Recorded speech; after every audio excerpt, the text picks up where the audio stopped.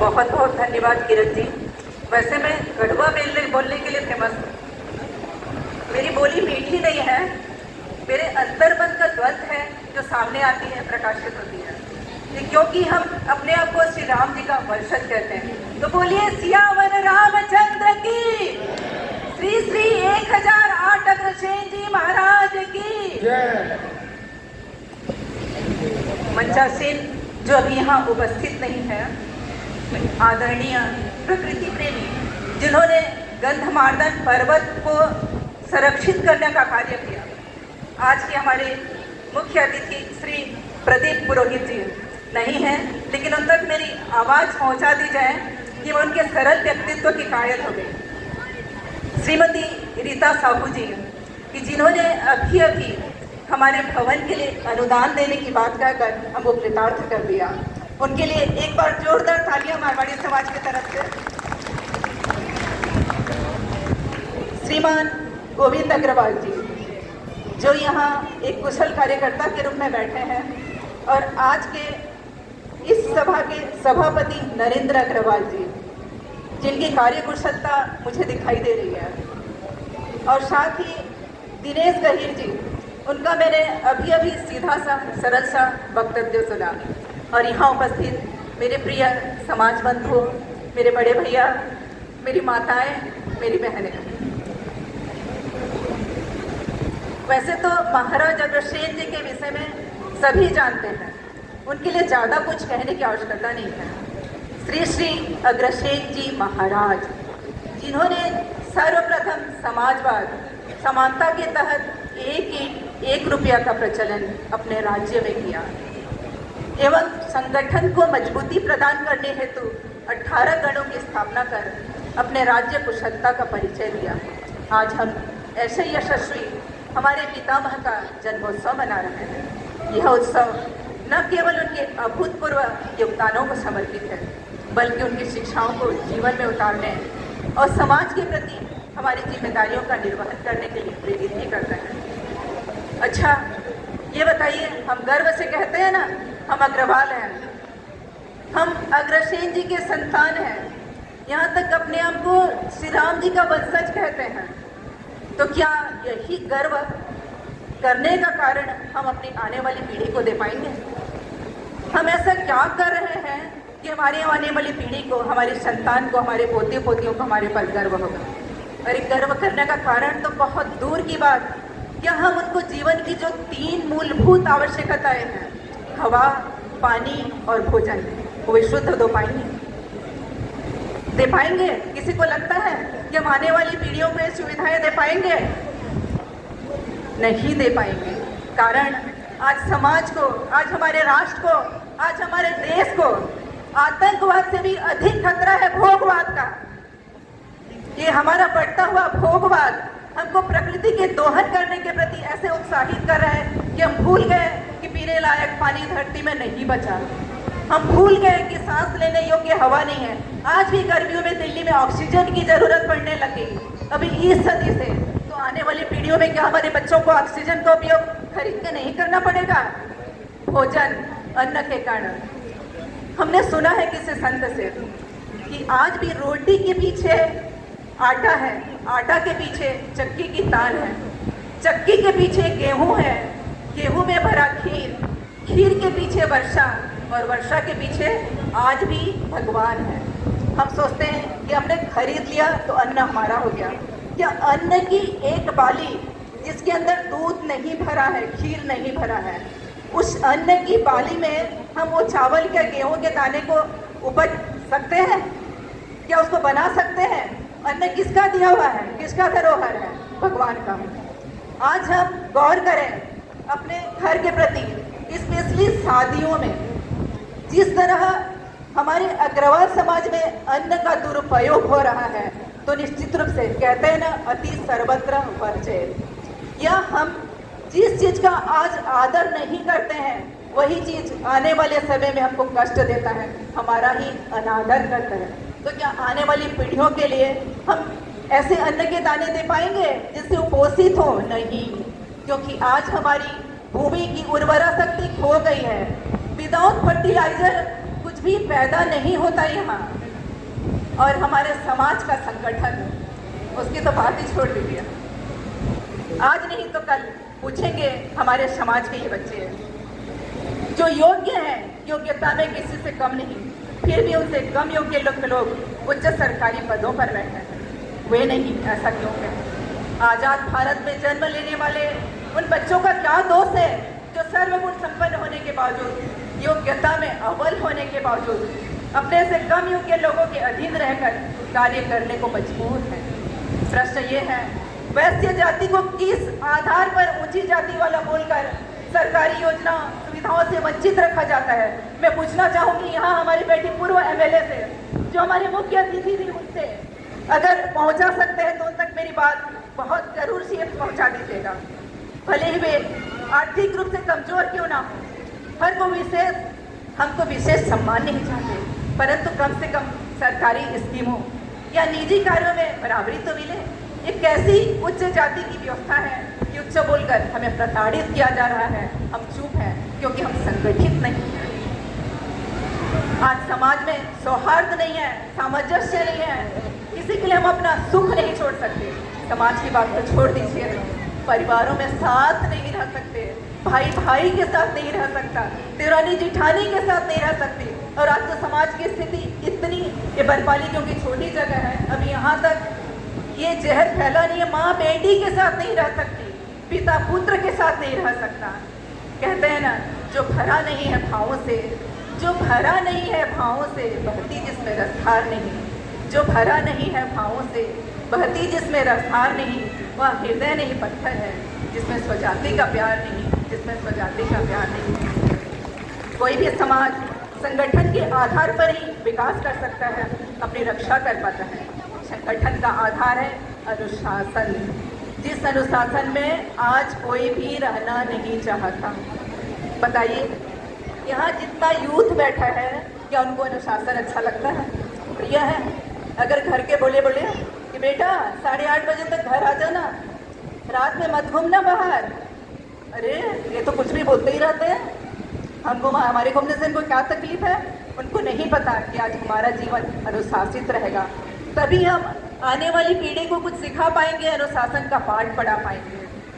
और उससे भी ज़्यादा जरूरी है समर्पण और त्याग की भावना, जो हमारे समाज में उठ कर खड़ा था।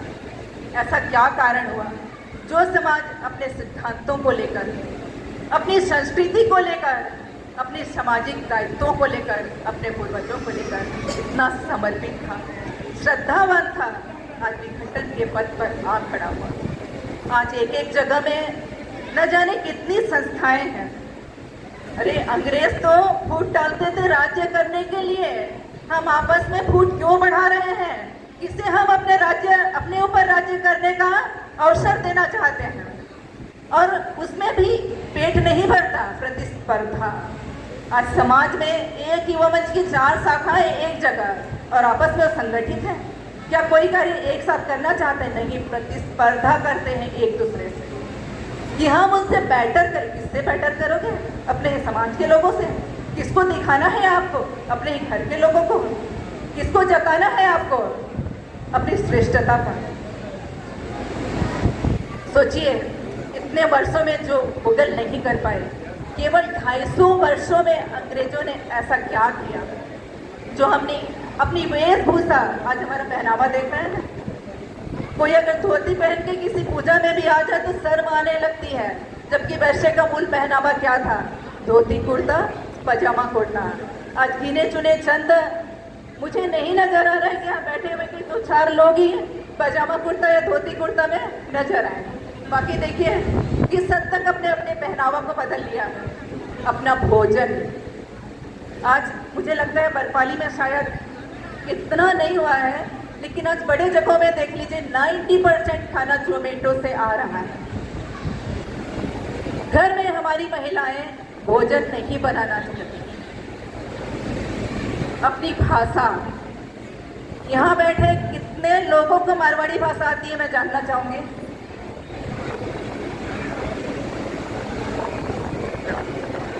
मतलब हमारी माताएं अव्वल है, ठीक है, नारी धर्म की रक्षा करती है, अगर नारी जहाँ की जागरूक है तो वहाँ धर्म बचा रहेगा, इसमें कोई दो मत नहीं है।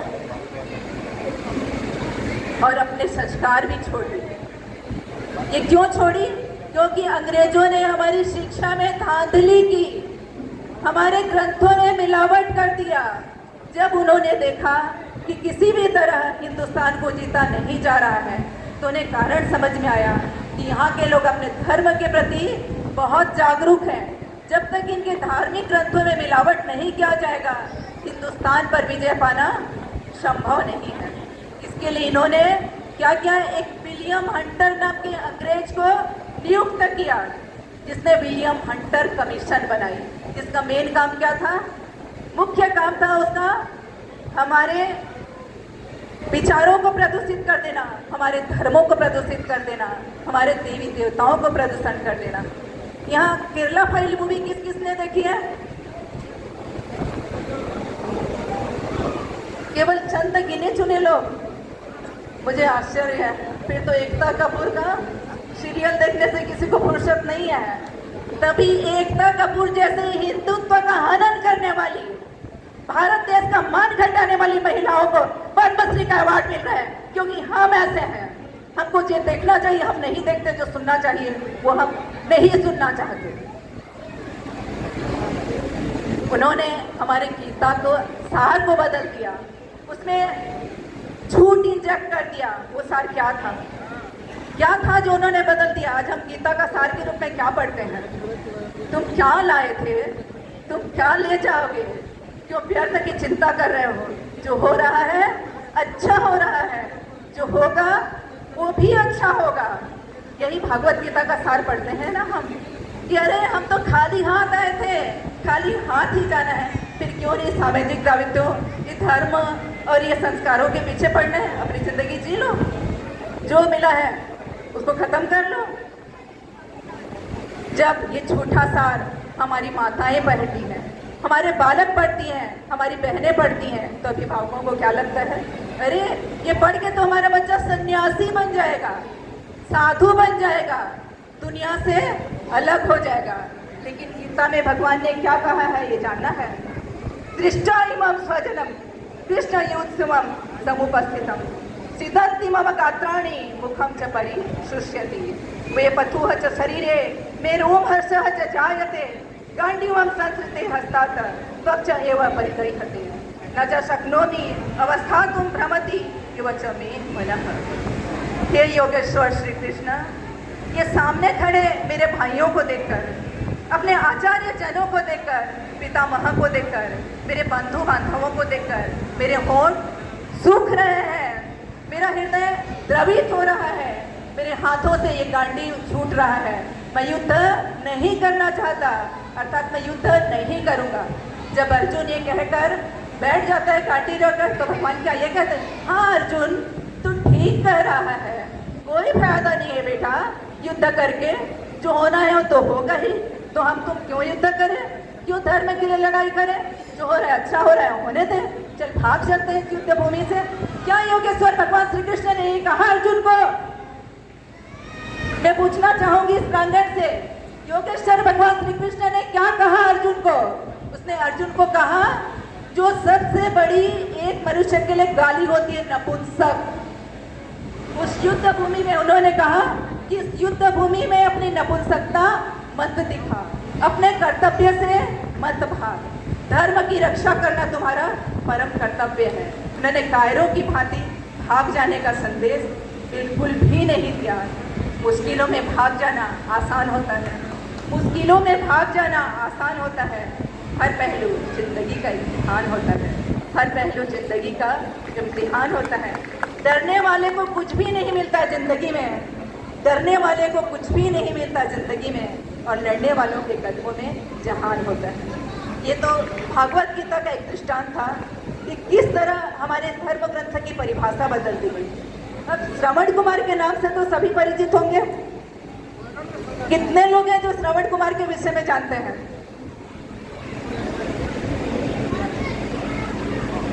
भारी विडंबना है कि यहाँ न तो भागवत गीता के विषय में ये लोग ज्यादा जानना चाहते हैं। श्रवण कुमार जिनकी मातृ पितृ भक्ति पूरे विश्व में विदित है कि उनके जैसा मातृ पितृ भक्त कोई भी नहीं हुआ।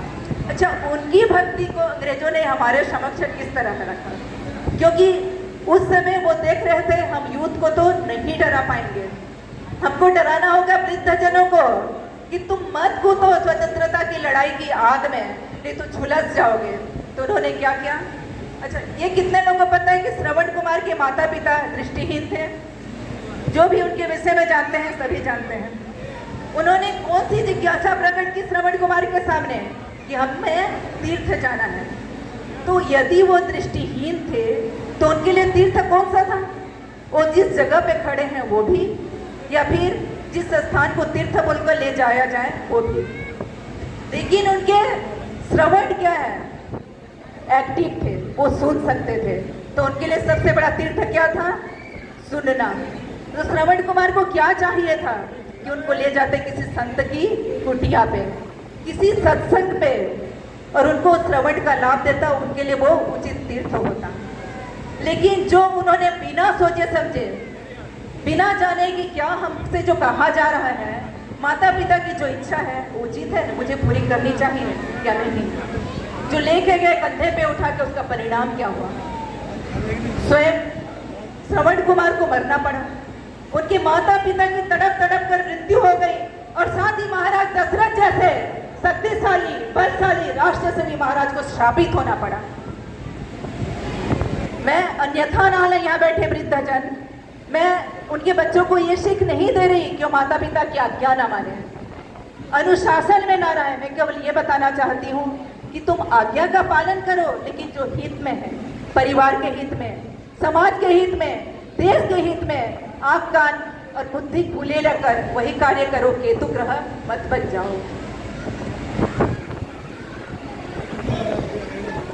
महाभारत काल की एक घटना हम और याद करते हैं।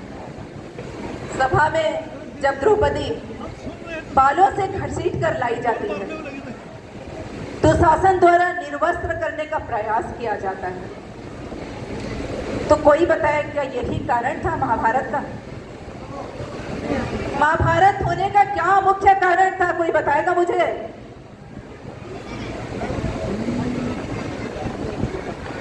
महाभारत का मुख्य कारण था उस सभा में बैठे पितामह का, कुल गुरु का, द्रोणाचार्य का, कृपाचार्य का, स्वयं सिंहासन पर बैठे धृतराष्ट्र का मौन हो जाना, मुख हो जाना।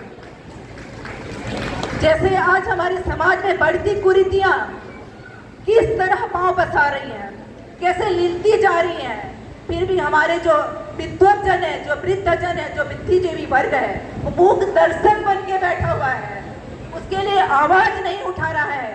यही कारण है आज हमारे समाज के अधोगति का। योग्य होते हुए भी आज केवल कुछ लोग राजनीति में सक्रिय हैं, जो उंगलियों पे आप गिनती कर सकते हैं, उंगलियों पे। कारण क्योंकि हमारे समाज में संगठन नहीं है। आज हमारे ही समाज का कोई एमएलए के लिए, मंत्री के लिए या विधायक के लिए खड़ा होता तो हम क्या करते हैं? क्या पूरा समाज संगठित होकर उसकी सहायता करता है, उसका साथ देता है? हम स्वयं ही कूटबाजी कर उसका पांव खींचने में लग जाते हैं। तो कैसे आएंगे हमारे समाज के लोग राजनीति में आगे? और जब तक राजनीति में हमारी सक्रिय भागीदारी नहीं होगी, सबसे बड़े टैक्स पेयर होकर भी हम सबसे ज्यादा प्रताड़ित रहे हैं और प्रताड़ित होते रहेंगे। आज भी समय है, जाग जाओ। गीता और रामचरितमानस को लाल कपड़े में लपेटकर केवल अगरबत्ती दिखाने की वस्तु ना बना लो। उनको पढ़ाओ अपने बच्चों को, क्योंकि बिना गीता के ज्ञान के, बिना रामचरितमानस की पहचान के असंभव है युद्ध का परिवर्तन, समाज का परिवर्तन। स्वामी विवेकानंद क्या बेवकूफ थे? कितने लोग जानते हैं कि स्वामी विवेकानंद ने क्या किया? क्या क्या मैं आपसे सुनना चाहूंगी। स्वामी विवेकानंद ने, आइए एक भाई सामने आए हैं जो स्वामी विवेकानंद के लिए बताएंगे। स्वामी विवेकानंद जी ने समाज में सबको अपनापन, सबको भाईचारा से, एकता से, सबको मिलजुल कर कैसे आगे बढ़ेंगे उसके लिए आह्वान दिए थे। बहुत सुंदर। इसके साथ ही स्वामी विवेकानंद ने भारत को विश्व गुरु बनाने का प्रयास किया। स्वामी विवेकानंद ने भारत की डंका पूरे विश्व में बजाने के लिए देश विदेश की यात्रा की। आज क्या कारण है कि हमारा सनातन धर्म पूरे विश्व में छाया हुआ है? आज आप गूगल पे सर्च करके देखिए, आज ईसाइयों की पूरे विश्व में कितनी शाखाएं हैं, आर्ट ऑफ लिविंग के कितने ब्रांचेस हैं संसार में, दिव्य ज्योति जागृति संस्थान के कितने अधिष्ठान हैं, और हमारे गुरुओं हमारे संतों को गूगल पे कितने लोग सुनते हैं जितना हम भारतवासी नहीं सुनते, विशेषकर हमारा मारवाड़ी समाज, क्योंकि वो भोगवाद की आधुनिकता की आग में बह गया है। उसे स्वयं से ऊपर कुछ सोचने की फुर्सत ही नहीं है। अरे अपने बच्चों के लिए तो सोच नहीं पा रहे हैं, तो समाज और संगठन के लिए क्या सोचेंगे? शायद दीदी ने मुझे 15 मिनट का अल्टीमेटम दिया है। मैं पूछना चाहूंगी मेरा कितना समय बचा है। वैसे किरण जी ने जो मेरा परिचय दिया ना, मीरा वो एक अतिशयोक्ति थी। अगर मीरा के चरण की धूल भी मिल जाए तो हम कृतार्थ हो जाए। कलयुग में मीरा एक, जिनका नाम सुनते ही गिरधर याद आ जाते हैं, जिनका नाम सुनते ही उनकी स्मृति हो जाती है, वो है। तो मैं अनुरोध करती हूँ कि ऐसा अतिशयोक्ति किसी के लिए ना दे। मीरा तो मीरा ही है, उनके जैसा कोई दूसरा हो ही ना सकता। वैसे किरण जी ने परिचय बहुत अच्छा दिया, जैसी मैं नहीं हूँ वैसे लिए। और नरेंद्र भाई ने जो विश्वास जताया मुझ पर, जब उन्होंने मुझे फ़ोन किया तो मैंने कहा कि मैं अभी किसी बड़े पोस्ट पे कार्यरत नहीं हूँ, मैं कार्यरत थी, लेकिन उन्होंने कहा कि आइए हम आपको वक्ता के तौर पे सुनना चाहते हैं, हमने आपको कभी सुना है। तभी मैंने कहा कि मैं इस योग्य तो नहीं, लेकिन मैं उनकी आभारी हूँ कि उन्होंने मेरे अंतर्मन की पीड़ा को इस मंच से प्रस्फुटित करने का अवसर प्रदान किया। उनके लिए बहुत बहुत धन्यवाद, बहुत बहुत आभार। प्रत्येक जाति, संप्रदाय एवं समाज की अपनी अपनी समस्याएं होती हैं, और हमारा मारवाड़ी समाज भी उसका अपवाद नहीं है। ऐसा नहीं है कि इसमें कोई होगा ही नहीं, कोई समस्याएं होंगी ही नहीं, लेकिन अगर हम उसके निराकरण के लिए, उसके शमन के लिए विचार नहीं करेंगे, मौन होकर उसे स्वीकारते जाएंगे, और समाज का उच्च वर्ग, बुद्धिजीवी वर्ग जिसे कहा जाता है। अच्छा, हमारे आजाद जिनकी आज हम जयंती का पालन कर रहे हैं, उन्होंने पशु बलि बंद किया। क्यों? क्योंकि वो जानते थे जीव हत्या अपराध है, पाप है, वो नहीं होना चाहिए। लेकिन आज हमारे बुद्धिजीवी वर्ग जो ऊंचे स्थानों पे आसीन है, मैंने तो कई जगहों पे देखा है, उन्होंने इस अभक्ष्य पदार्थों को अपने विवाह समारोहों में भी शामिल करना शुरू कर दिया। कुछ लोगों ने उस अभक्ष्य को भक्ष्य अपने घरों में ले आया। तो हम मारवाड़ी समाज के लिए क्या कर रहे हैं? कैसी नींव खोद रहे हैं? कैसे हमारे पितामह के आदर्शों को चलने की तैयारी कर रहे हैं? केवल अग्रसेन जयंती मना लेने से क्या हमारे पूर्वज जो कहीं भी है उनकी आत्मा शांति हो जाएगी, सुखी हो जाएगी? उनको बहुत अच्छा लगेगा अपने अग्र समाज के बंधु बांधवों को देखकर क्या किस ओर मेरा समाज जा रहा है? जिस एक रुपया की नींव मैंने रखी थी, वो आज कहाँ गया, कहाँ गायब हो गया? अभी अभी हमारे युवा मित्र, युवा मंच के उपाध्यक्ष बता रहे थे कि मारवाड़ी युवा मंच क्या क्या करता है। उन्होंने बहुत सारे गिनती करवाई। मैं भी मारवाड़ी युवा मंच की एक सशक्त कार्यकर्ता रही हूँ। हमने polio corrective surgery camp, artificial limbs camp, और न जाने कितने कितने अमृत धारा, 100 वाहिनी, बहुत सारे प्रोजेक्ट किए। लेकिन क्या ये प्रोजेक्ट हम नहीं करते तो कोई काम रुक जाता? कुछ नहीं रुकता, क्योंकि ये सब कामों के लिए सरकारी अनुदान है। सरकार अनुदान देती है इन सब कार्यों के लिए। केवल जरूरत है कि हमें लोगों को शिक्षित करने का कि सरकार से ये अनुदान कैसे लिया जाए। ये हमारी बहन जी विराजमान है, क्या मैं गलत कह रही हूँ? लेकिन हमारे समाज के वो भाई बंधु जो निम्न वर्ग के हैं, जो आर्थिक रूप से सशक्त नहीं है, कभी हमने सोचा कि उनके घर में योग्यता है, जो पढ़ने में बहुत तेज है? क्या हमने सोचा कि हम उसके उच्च शिक्षा के लिए सब समाज बंधु मिलकर या फिर कोई भामाशाह उसकी पढ़ाई की जिम्मेदारी ले ले? क्या हम सोच पाते हैं अपने समाज के लिए? या फिर किसी की बेटी किसी के घर में शादी लायक है, अरे दूसरे समाज की तो बात छोड़िए, क्या उसी के भाई बंधु, उसी के ताऊ चाचा सोचते हैं कि हम इस बच्ची का विवाह कर दें, किसी के सामने हाथ ना फैलाना पड़े इसके लिए। हमको तो वही देना है ना, हमको तो भामाशाह बनना है, हमको तो न्यूज़पेपर के फ्रंट पेज पे आना है, हमको तो स्टेटस में लगाना है कि हमने यहाँ पे अनुदान दिया है, कि हम ये कर रहे हैं, कि हम भामाशाह हैं। भगवान श्री कृष्ण ने गीता में कहा है कि सबसे पहले अपने समाज के, अपने परिवार के, अपने ज्योति के काम आओ, उसके बाद बचे तो तुम दूसरों के लिए करो। लेकिन हम क्या करते हैं, हमको तो नेम फेम चाहिए ना, हमको थोड़ी अंदर से अनुदान करना है कि अपने किसी जाति भाई का स्वाभिमान सुरक्षित रखते हुए बिना फोटो सेशन के उसके स्वाभिमान को सुरक्षित रखते हैं, उसकी सहायता करनी है कि किसी तीसरे को पता भी ना चला और हमने उसकी सहायता कर दी। आज तक कभी हुआ है ऐसे समाज में? काश आज लाला लाजपत राय की विरासत जिंदा होती, काश आज हमारा समाज जाग जाता कि हम अपने ही समाज का पांव खींचने के बजाय वो अग्रसेन जी का जो एक रुपया का प्रचलन था, जरा सोचे तो उन्होंने किस लिए प्रचलित किया था? किस लिए? केवल समाज सशक्त बने, समाज में कोई निर्बल ना रहे, समाज में कोई छोटा बड़ा ना रहे।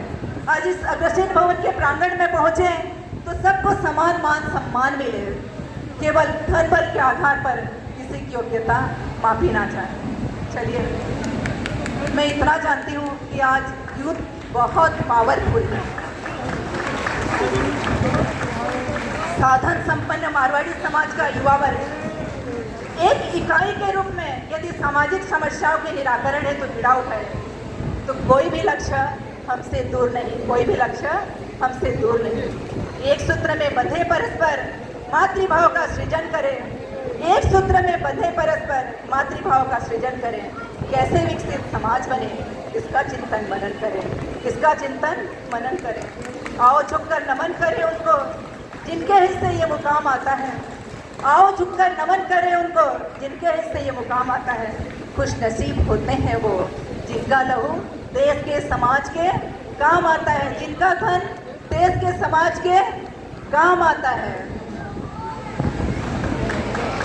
बहन जी ने मुझे 15 मिनट का समय दिया था, मेरे ख्याल से वो पूरा हो चुका है। और मुझे पता है कि आज जो हमारे बच्चे यहाँ बैठे हैं या फिर बहुत दिनों से जो कंपटीशन चल रहे हैं, उनके पुरस्कार वितरण का समय है और सब बेसब्री से इंतजार कर रहे हैं। अरे ये ममता दीदी तो माइक छोड़ने का नाम ही नहीं ले रही है, छोड़े तो हम अपना अपना पुरस्कार लेके घर जाए। अच्छा, आपने कंपटीशन तो बहुत करा है निरंतर 7 दिनों से, इसमें हमारे धर्म के संरक्षण के लिए, हमारी संस्कृति के संरक्षण के लिए, हमारी भाषा के संरक्षण के लिए या हमारे रीति रिवाजों के संरक्षण के लिए कितने कंपटीशन थे मैं जानना चाहूँगी। क्योंकि अग्रसेन जयंती की किताब मेरे पास नहीं है तो मेरे नॉलेज में तो नहीं है।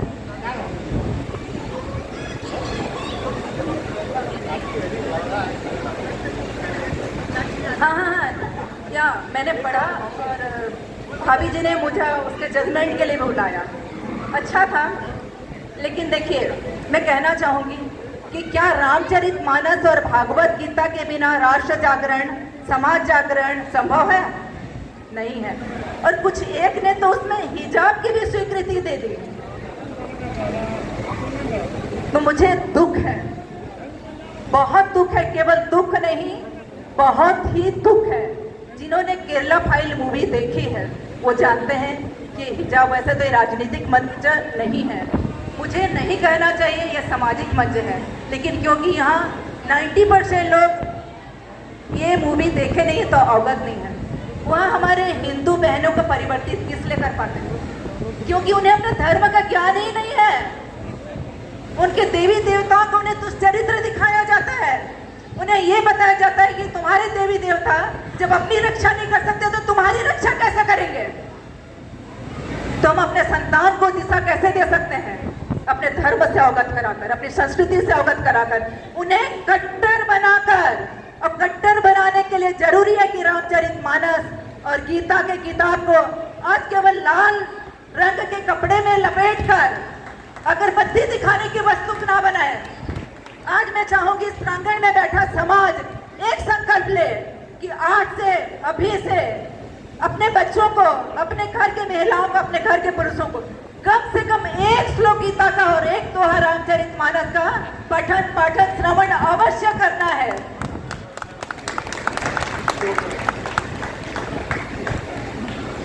वैसे तो बहन जी ने सुना ही दिया, हम अभी प्री वेडिंग के ऊपर काम कर रहे हैं। जो मैंने द्रौपदी का उदाहरण दिया वो इसी से रिलेट था कि समाज के जो बुजुर्ग जन हैं मौन रहे सभा में, इसी का कारण था वो। तो मैं आज समाज के जो वृद्धजन है, बुद्धिजीवी वर्ग है, उनसे प्रार्थना करना चाहूंगी स्लो पॉइजन को समाज में ना फैलने में। इसके क्या दुष्परिणाम हो रहे हैं, आज शायद बरपाली तक इसकी आँच ना आई हो, ये तो आज नहीं तो कल आएगी, क्योंकि समाज में उठने वाली आग से कोई भी वर्ग अछूता नहीं रह पाता है।